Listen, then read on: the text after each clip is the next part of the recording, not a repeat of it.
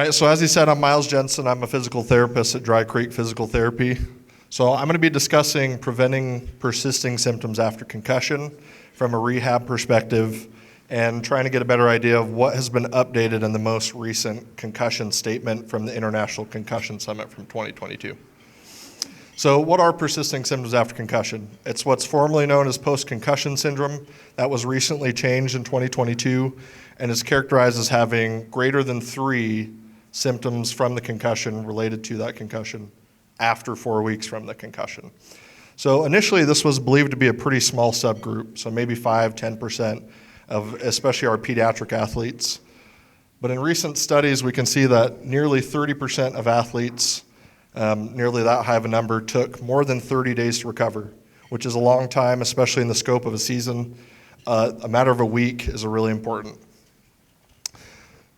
So what were we doing, initially in rehab, and what were some common concussion protocols after the acute phase of a concussion, which the athletic trainers do a really great job of that, and the initial evaluation from there.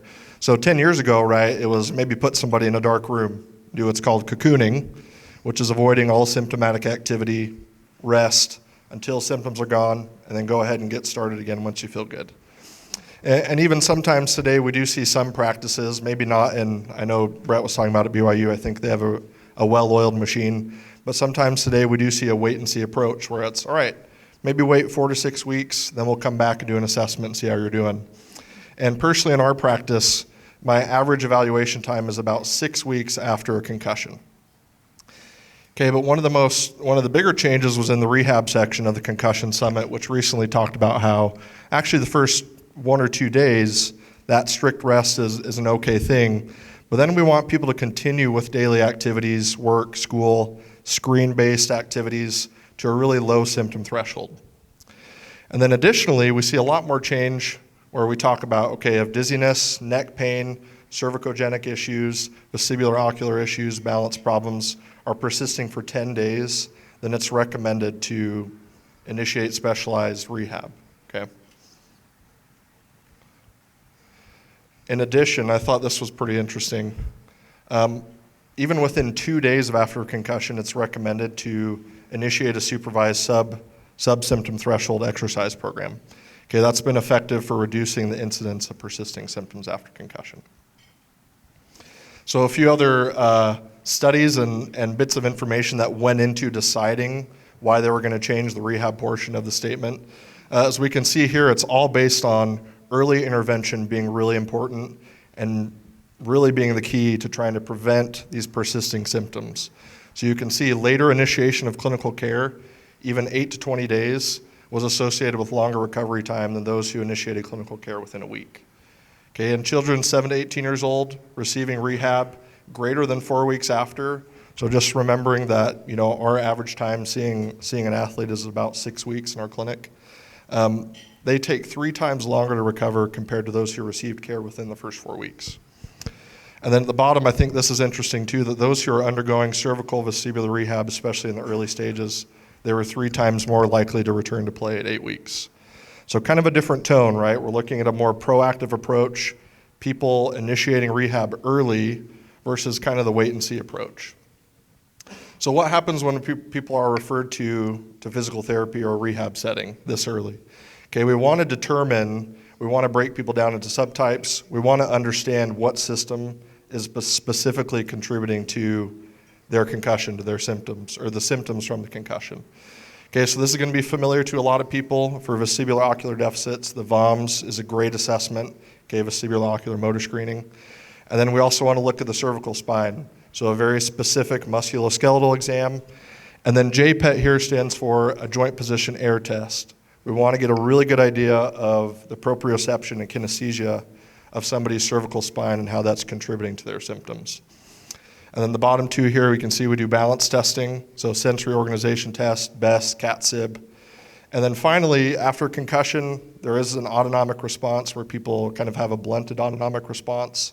It's really difficult for athletes, especially who are performing at high heart rate levels, high blood pressure, where they're getting symptoms early on at such a low heart rate when they really can't afford to have that. right? And their body is not responding how they should be in terms of elevating the heart rate at an appropriate level. Okay, so we do the Buffalo concussion treadmill test as well. All right, so here's a look at a VOMS here. Okay, you can see that the top 4 rows we have ocular testing, and then the bottom 3 rows we have vestibular testing. This is really effective for understanding how much this is contributing to their symptoms and objectively seeing what's going on. Okay, and then we have a few videos here. So this is a vestibular ocular reflex test. So she's trying to continue with her gaze stability as she's moving her head back and forth. Okay, so she's focusing on one target. This is a great assessment, also becomes a good intervention if it's the appropriate amount of symptoms being experienced by the patient.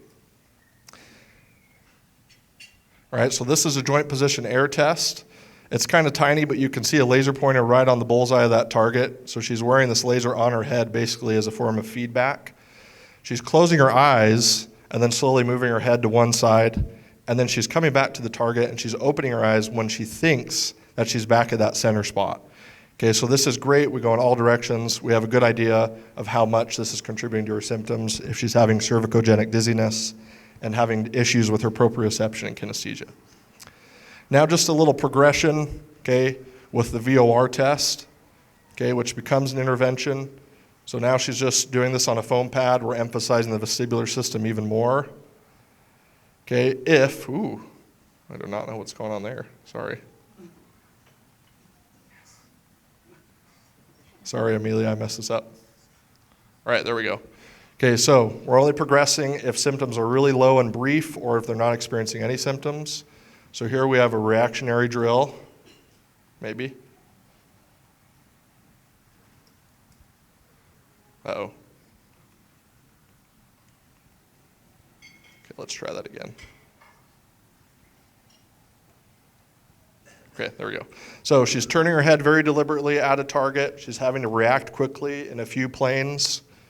Okay, if that's kind of low symptom threshold for her, then we're progressing to something a little more multiplanar. She's having to move, she's having to react, she's having to exert herself a lot more. And then finally, we want to get something a little more sport specific. This is closer to the return to play part of protocol, where she's fixating on one thing, just like you would in soccer, basketball, lacrosse, hockey. But she's having to go back and forth, so she's stabilizing with her gaze and her cervical spine, but going back and forth. Okay, and finally, something we do for cervical-specific subtypes of concussion, we do dry needling. Okay, it's shown to be very effective. The research is really growing in this, where it's really good for cervicogenic dizziness, upper cervical contributions to cervicogenic headache, and everything that people are feeling in the cervical spine after a concussion. So just as a summary here, now we see from the most recent statement on concussion, proactive care is really important. The wait and see approach is not the most effective anymore. Okay, we want early interventions, we want early collaborative care, early referral, early evaluation and assessment where we can very specifically understand where their symptoms are coming from and make a plan of care very specific to that. Thank you.